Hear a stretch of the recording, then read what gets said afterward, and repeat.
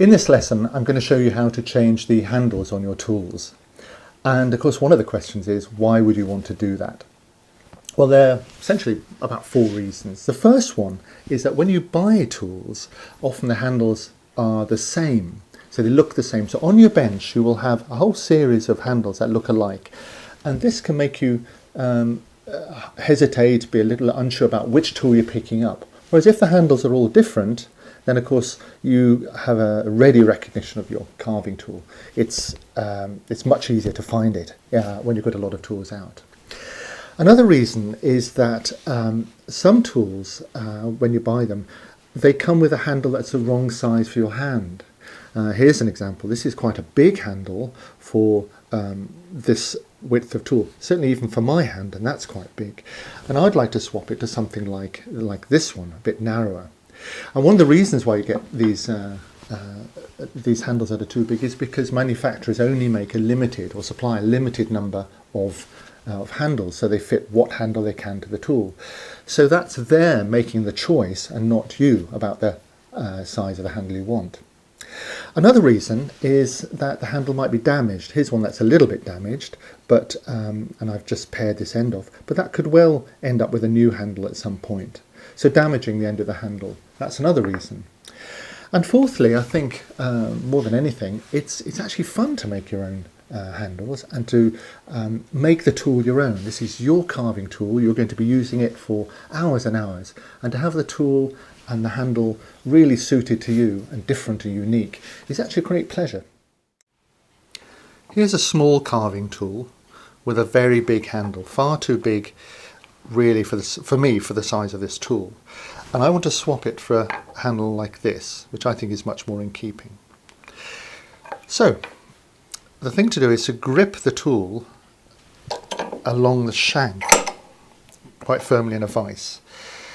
If it's a tool like this, then I'd be gripping it here in this part. You don't crunch it across the blade in any way. So hold it here, and you'll need a wedge of wood like this, some sort of hardwood, which you can tap the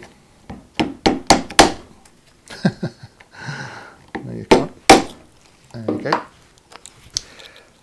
go. So there's a handle coming off, and there's a wedge of wood pushing that off. And look at this here inside.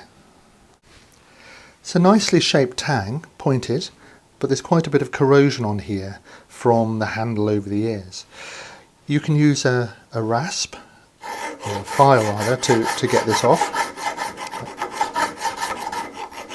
And it's a chance to clean up the tang, and in particular you want to make sure that we've got sharp corners. So clean this all up here.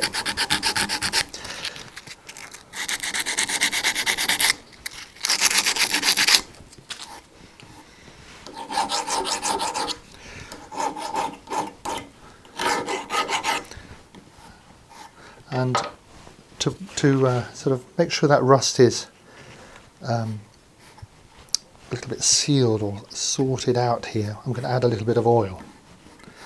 So now that tang is ready for its new handle. So here's my handle.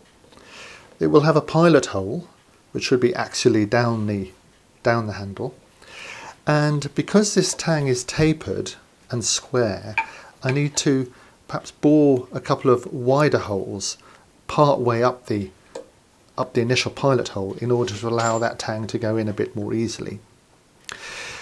So I'm going to grip this tang, being careful not to impale myself on that nice sharp point in my vise here, and I've got it gripped so that it sits on the shoulder.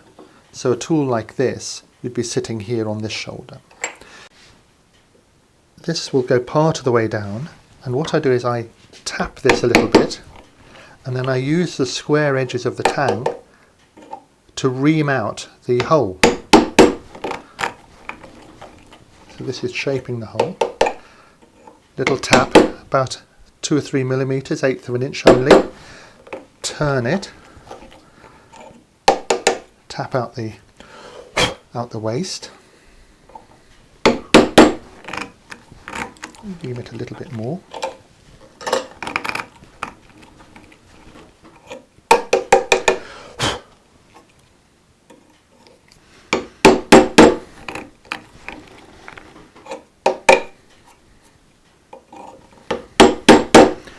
And then when I get to about 1/8 of an inch, more here. So when I get to so there's 1/8 of an inch gap there, I make sure the handle is lining up nicely with the blade. Then I tap it home. And with that, there is a new handle on the blade, and I think you'll agree that's a much better size to carve with.